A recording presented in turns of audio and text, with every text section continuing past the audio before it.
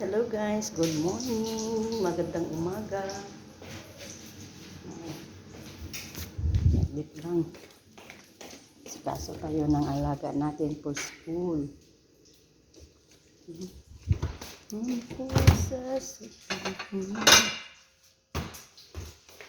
Ay, nakulorid.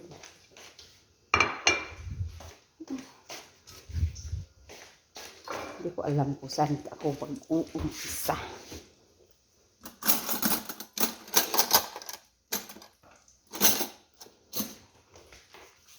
Matadagol ko ng mukha ko.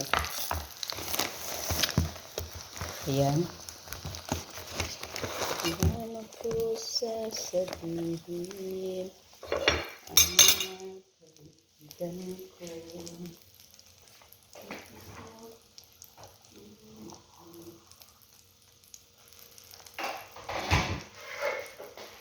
Ganito ang buhay OFW. Hindi mo alam kung saan yung uunahin.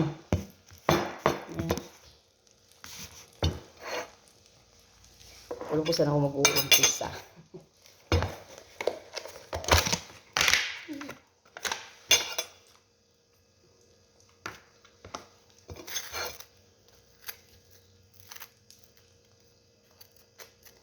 Pakainin ko yung alaga ko, ng special child. Kasi papasok siya ngayon. Kailangan natin yun.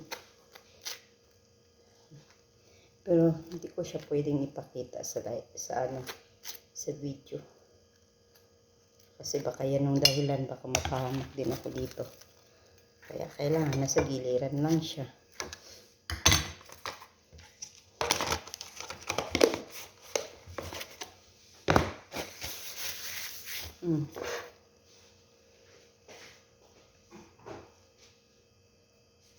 Saan na? Ano ko sasabihin? Kaya kailangan ko siyang subuan.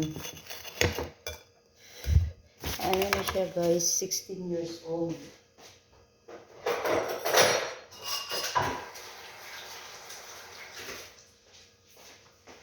Pero kailangan pa rin subuan kasi hindi naman siya marunong kumain.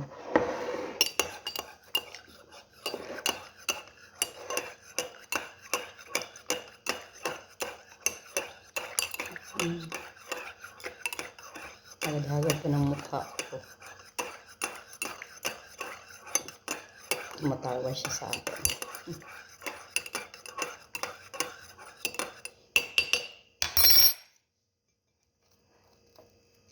Pagtatawanan niya ako.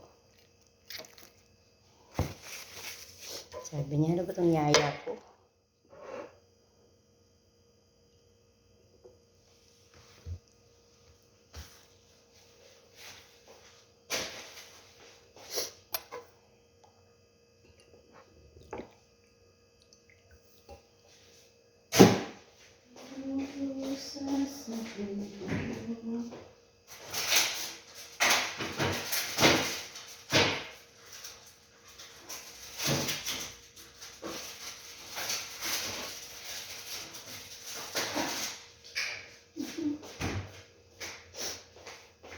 Kaya ganito buhay natin.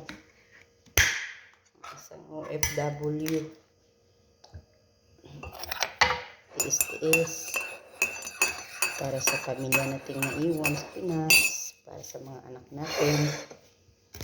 Maswerte din ako sa mga anak ko. Kasi lahat sila mababait. Sana nga lang hindi sila magbabago.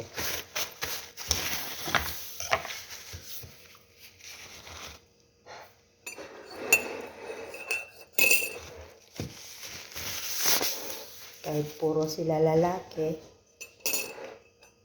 pero lahat ng gawain ng bahay, ginagawa pa rin nila.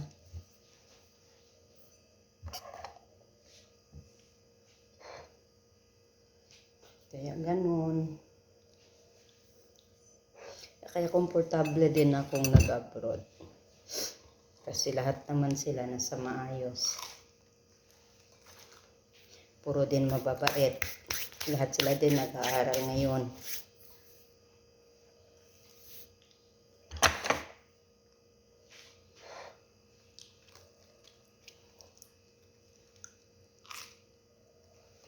Alam niyo, kahit na yung panganay ko, kahit nag-asawa na yun, pero nung time din na uminto siya, iniwanan din siya ng asawa niya. Pero papasalamat pa din ako sa kanya kasi nag-aral siya ulit. Sana nga lang, gabayan ako ni Lord at makagraduate siya ulit. Yun lang.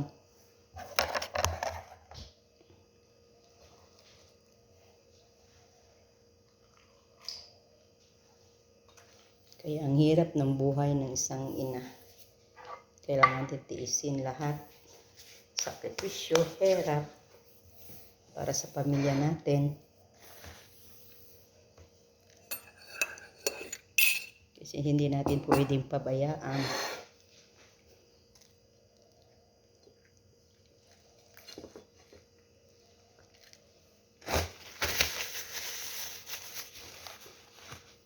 Kahit nasa malayo tayo, inaalagaan pa rin natin yung mga anak natin. Iniisip pa rin natin siya. Iniisip pa rin natin sila.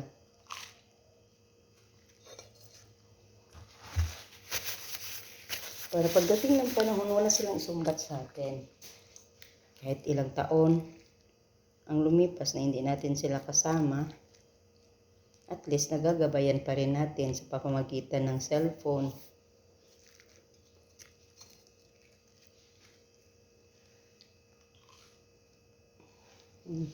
Napakain ko yung alaga ko kasi mag-aaral siya ngayon.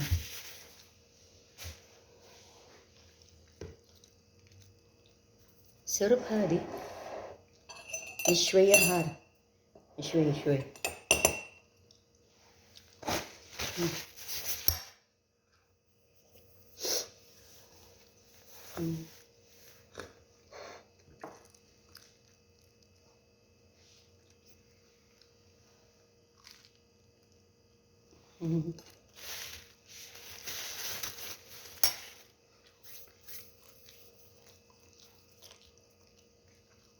Kahit napakabigat sa dibdib, no? Yung time na aalis tayo ng Pinas na nakikita tayo ng mga anak natin habang naglalakad. Nung paalis na tayo. Sobrang hirap. Parang ayaw kong iwanan. Pero kailangan din kasi. Kailangan kong magsakripisyo ulit. Para din sa kanila. Para matupad din nila yung pangarap nila sa buhay.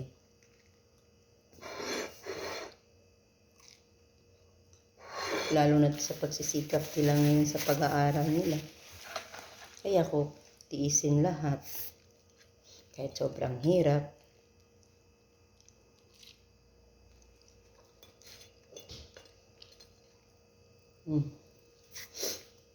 Sarap ni Hadi.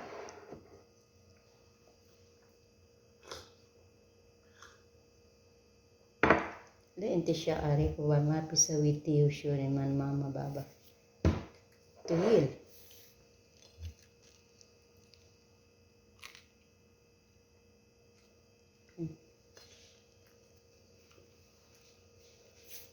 Dalawa to guys, may isa pa.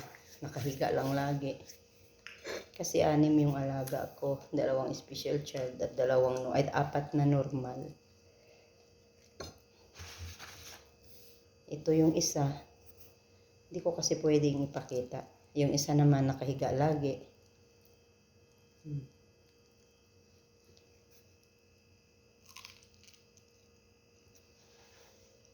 Gusto niya sumilip sa video ko pero hindi kasi pwede.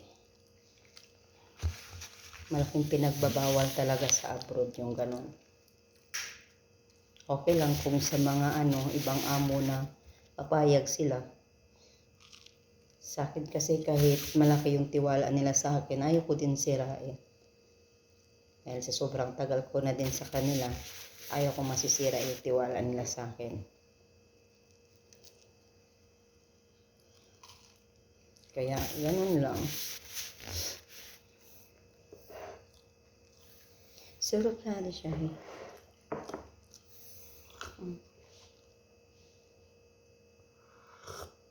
Sa mga anak ko dyan, mag-ingat kayo palagi. Huwag niyo pabayaan yung sarili niyo.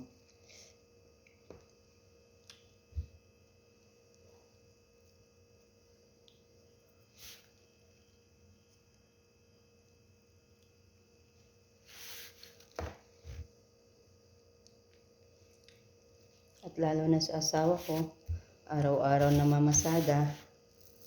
Ingat sa pagdadrive always.